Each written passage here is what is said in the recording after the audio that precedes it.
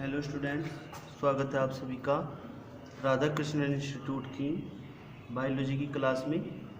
कक्षा 12th की class में भी हमारा जो टॉपिक चल रहा था, कल हमने आप लोगों को कराया था, क्या कराया था अभी, प्रोकैरियोटिक और यूकैरियोटिक डीएनए में अंतर, और हमने विकृतीकरण और पुनराकृतीकरण के बारे में भी आपको बताया था। ठीक है, तो पुनराकृतीकरण या विकृतीकरण क्या होता है, हमने बताया था इसमें कि भाई आप यदि डीएनए को किसी अक्षारीय माध्यम में या अम्लीय माध्यम में डालते हैं या फिर 60 डिग्री सेंटीग्रेड से अधिक तापमान पर गर्म करते हैं तो डीएनए के दोनों हेलिक्स अलग अलग हो जाते हैं। इसे तो विकृतीकरण कहते हैं, यानी उनमें विकृति आ जाती है, उनमें परिवर्तन आ जाता है, वे टूट जाते हैं, तो टूटने को विकृति बोलते हैं। किंतु जब जैसे ही हम इनको ठंडा करते हैं या किसी अन्य माध्यम में डालते हैं तो वो तुरंत अपनी संरचना को दोबारा से निर्मित कर लेता है। तो यहाँ पे एक बात आपकी समझने की है कि डीएनए अपनी संरचना को खुद निर्मित कर लेता है। ठीक है, तो उसे हमने पुनराकृतीकरण कहा था। अब आपको यहाँ पे समझना है, आज हमारा जो टॉपिक है वो है डीएनए का द्विगुणन या प्रतिकृतीकरण। ठीक है भाई डीएनए का द्विगुणन कैसे होता है या उसकी प्रतिकृति कैसे निर्मित होती है। तो देखिए, टॉपिक के अनुसार डीएनए का द्विगुणन या प्रतिकरण।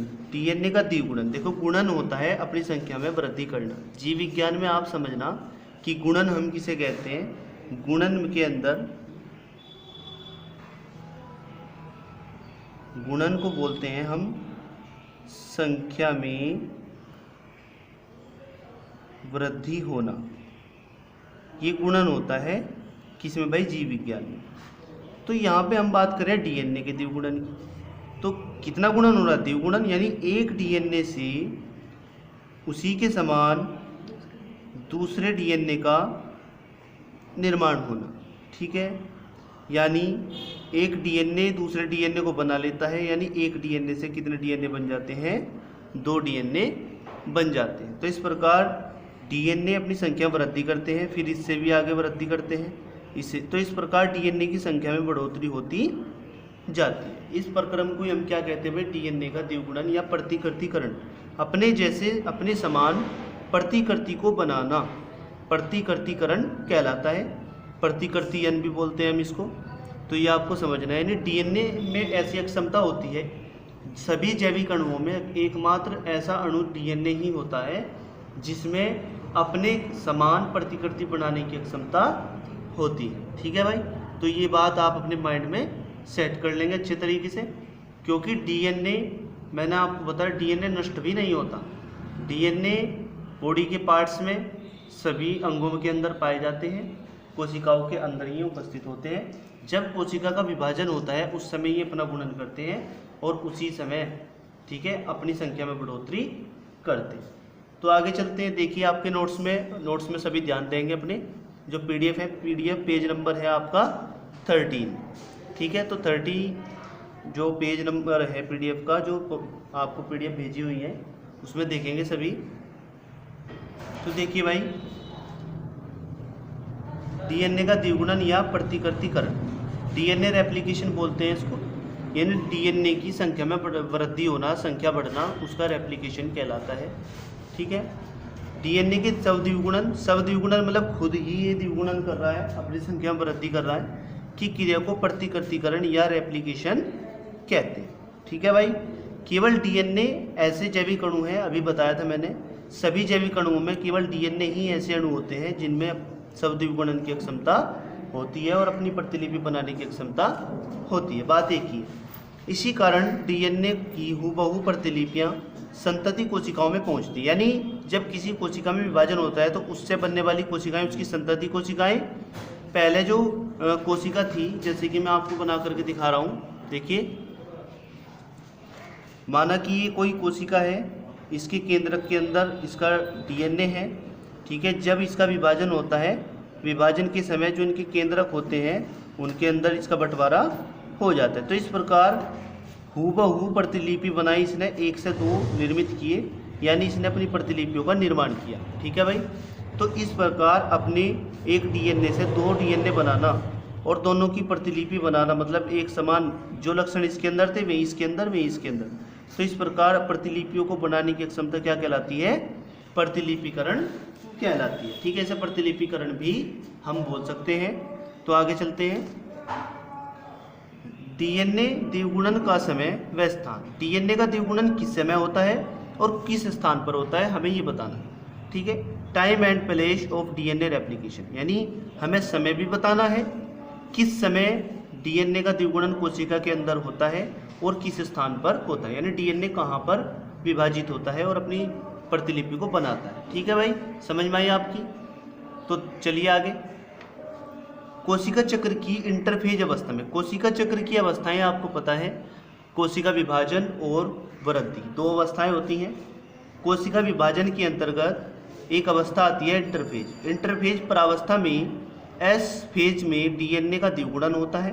कौन सी फेज में? एस अवस्था में। ठीक है, आपने कक्षा 11 में आप पढ़ा था कोशिका विभाजन, उसमें अवस्थाएं आई थी एम फेज, एस फेज। ठीक है, तो एस फेज में डीएनए का द्विगुणन होता है। कहाँ होता है भाई?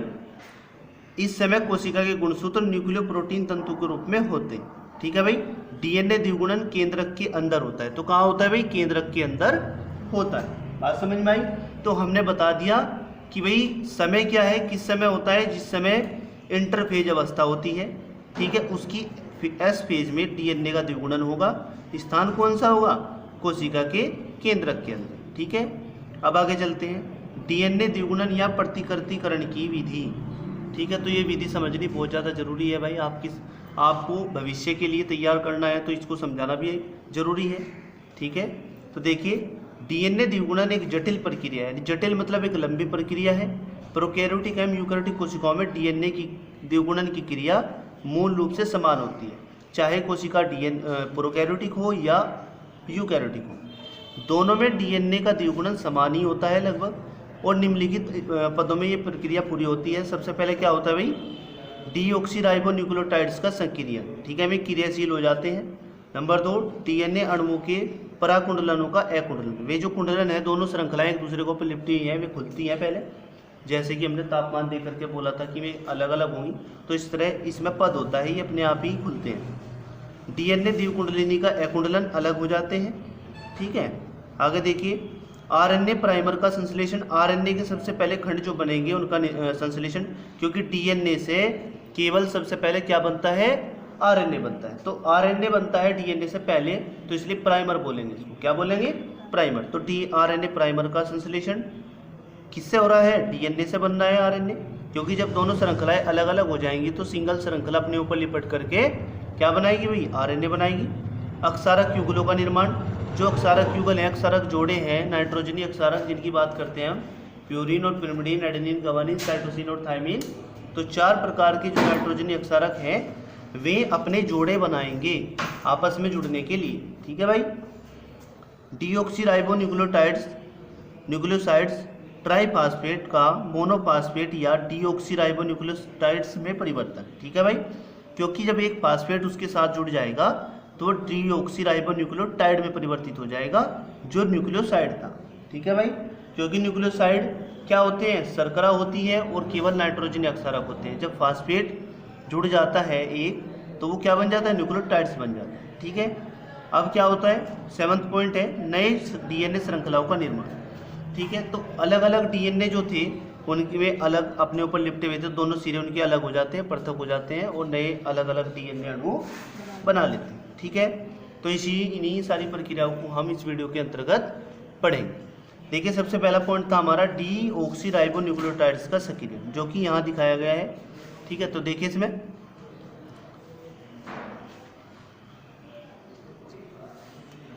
बड़े ध्यान से देखेंगे भाई।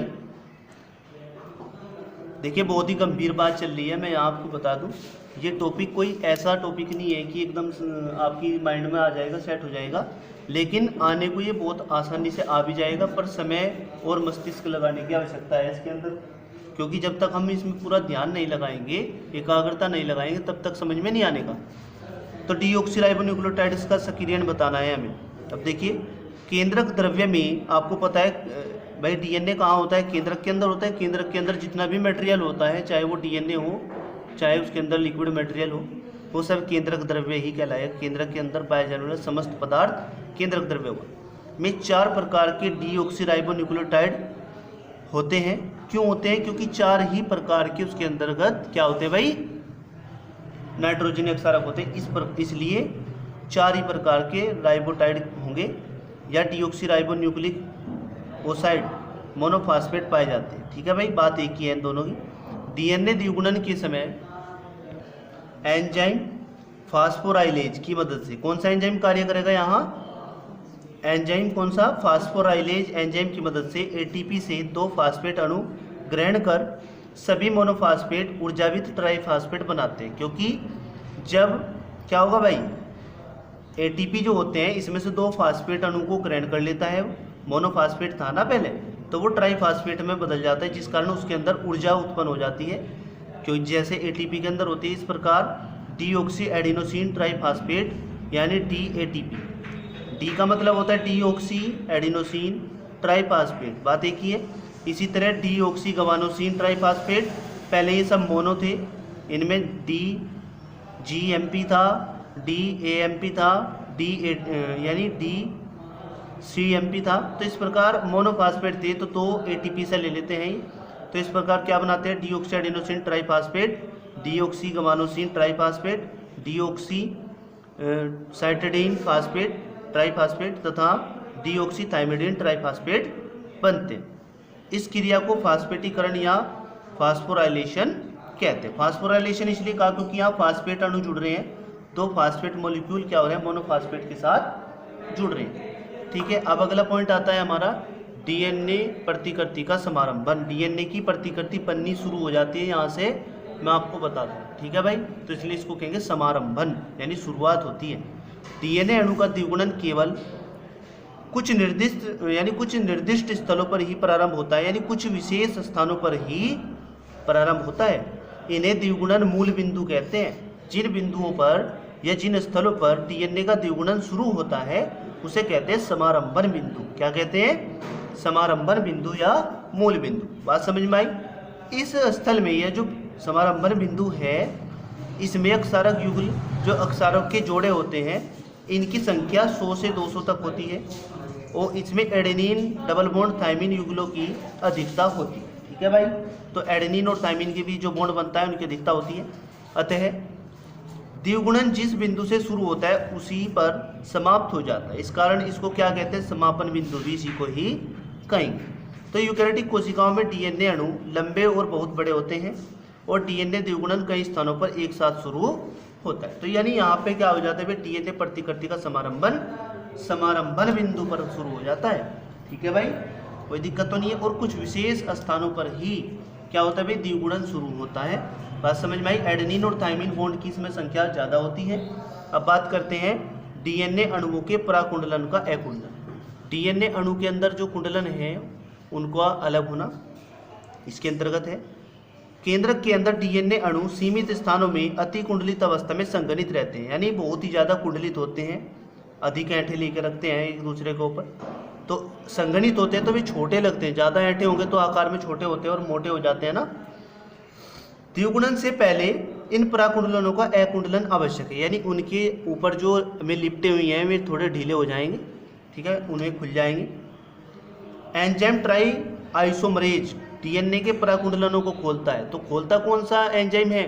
ट्रोपो आइसोमरेज। ठीक है भाई, ये इसके कुंडलनों को खोल देता है। डीएनए अणु के छोटे छोटे स्थानीय खंड धीरे धीरे अकुंडलित हो जाते हैं। तो भाई ट्रोपो आइसोमरेज एंजाइम भी 2 प्रकार के कार्य करते हैं। सबसे पहला कार्य क्या है? डीएनए यानी डीएनए के द्विगुणन के लिए इनका पराकुंडलनों को खोलता है। एक तो डीएनए के पराकुंडलनों को जो जब तभी तो द्विगुणन होगा उनमें जब वे खुलेंगे। दूसरा अकुंडलित डीएनए खंडों का पुनः कुंडलन, यानी खोलने का काम भी करता है और बंद करने का कार्य भी, यानी उन्हें लिपटने का कार्य भी करता है एक दूसरे के ऊपर। अब है आरएनए प्राइमर का निर्माण। ठीक है भाई, आरएनए प्राइमर का निर्माण कैसे होगा भाई? देखो यहाँ पे कुंडलन खुल रहे हैं, ये बात आपकी समझ में आई। कुंडलन अलग अलग हो गए। इन डीएनए यदि इस तरीके का था तो यहाँ पर आकर के ये इस तरीके से सामने आ जाते हैं। ठीक है भाई, ये दिख रहे हैं आपको, तो इस प्रकार कुंडलन क्या हो जाता है, खुल जाता है। किसकी वजह से, ट्रोपो आइसोमरेज एंजाइम की वजह से, यानी खोलेगा भी यही और जोड़ेगा भी यही। ये इस तरह की क्रिया करता है ये एंजाइम, ठीक है भाई। इससे ये और इनसे ये, बात समझ में आई। अब आगे चलते हैं भाई। डीएनए में द्विगुणन द्विशाखा बनते ही द्विशाख पर अलग हुए डीएनए वलियकी पर, यानी डीएनए के जो वलियक हैं उन पर 5 से 3 मिनट दिशा में एक एक छोटी सी आरएनए श्रृंखला का संश्लेषण होता है। तो इन पर क्या होता है भाई, जो सिंगल 2 वलियक हुए हैं इन्हीं पर आरएनए श्रृंखला का निर्माण शुरू हो जाएगा, ठीक है। इसे आरएनए प्राइमर कहते हैं जो आरएनए बनेगी। इसमें 50 से 100 तक राइबोन्यूक्लियोटाइड्स होते हैं, ठीक है भाई। कितने राइबोन्यूक्लियोटाइड्स होते हैं, 50 से 100 तक, ठीक है। ये बात आपको ध्यान रखनी है। अब अगला पॉइंट आता है भाई, अक्षारक युगलों का निर्माण। अक्षारक युगल अक्षारक जोड़े बनाएंगे एडेनिन थाइमिन के साथ में और साइटोसिन गवानोसिन के साथ में बॉन्ड बनाएंगे, वही अक्षारक युगल होते हैं। देखिए, एंजाइम की सहायता से डीएनए की खुली श्रृंखलाओं के नाइट्रोजनस अक्षारकों से पूरक, उसी के समान मतलब जो दूसरा वलियक है उसके पूरक डीऑक्सीराइबोन्यूक्लियोटाइड न्यूक्लियोसाइड्स ट्राइफॉस्फेट हाइड्रोजन बंधों की सहायता से जुड़ना शुरू कर देते हैं, यानी सभी बॉन्ड एक दूसरे के साथ हाइड्रोजन बंधों से जुड़ जाते हैं, ठीक है। अगला पॉइंट आता है डीऑक्सीराइबोन्यूक्लियोसाइड ट्राइफॉस्फेट का मोनोफॉस्फेट में परिवर्तन, यानी 2 फास्फेट जो शुरू में जुड़े थे वे अलग हो जाएंगे फिर से, ठीक है भाई। पैतृक डीएनए श्रृंखला से जुड़ने के बाद सभी न्यूक्लियोसाइड ट्राइफॉस्फेट अणुओं से पायरोफॉस्फेट अणु यानी P मुक्त हो जाते हैं, यानी अलग हो जाते हैं, यानी 2 फास्फेट ग्रुप अलग हो जाते हैं और उनके मोनोफॉस्फेट अणु या न्यूक्लियोटाइड्स पैतृक डीएनए श्रृंखला से जुड़े रह जाते हैं, यानी एक फास्फेट जुड़ा रह जाता है, ठीक है। जैसे शुरू में 2 फास्फेट जुड़े थे मोनोफॉस्फेट के साथ में, ऐसे ही 2 फास्फेट यहाँ निकल जाते हैं। उन्होंने केवल एक माध्यम का कार्य किया, क्रिया को कराया और अलग हुआ। अब लास्ट पॉइंट आता है नई डीएनए श्रृंखला का निर्माण, ठीक है भाई। तो नई डीएनए श्रृंखला का निर्माण कैसे होगा, डीएनए पॉलीमरेज एंजाइम की सहायता से डीएनए टेम्पलेट पर जुड़े निकटवर्ती न्यूक्लियोटाइड्स क्या हो जाते हैं भाई, टेम्पलेट पर निकटवर्ती न्यूक्लियोटाइड्स क्या हो जाते हैं, जुड़ जाते हैं। टेम्पलेट वो है आरएनए के वे सिरे जहाँ पर डीएनए श्रृंखला का निर्माण होता है, वो भाग टेम्पलेट का कार्य करता है, ठीक है भाई। और एक नई डीएनए पॉलीन्यूक्लियोटाइड श्रृंखला क्या हो जाती है भाई, बन जाती है। इस प्रकार एक पैतृक डीएनए अणु से 2 संतति डीएनए अणु का निर्माण पूरा हो जाता है। तो इस प्रकार इन सभी स्टेप से गुजरते हुए एक डीएनए से 2 डीएनए का निर्माण होता है, यानी डीएनए की प्रतिलिपियां निर्मित हो जाती है, ठीक है भाई। तो आज के लिए इतना ही कार्य रखेंगे। ये टॉपिक पूरा का पूरा क्लियर हुआ, बहुत ही ज़्यादा इंपॉर्टेंट टॉपिक है, ठीक है। बोर्ड एग्जाम के लिए भी हर साल आता है लगभग कि भाई डीएनए की प्रतिलिपिकरण या डीएनए का द्विगुणन किसे कहते हैं, इसके बारे में आपको समझाना है।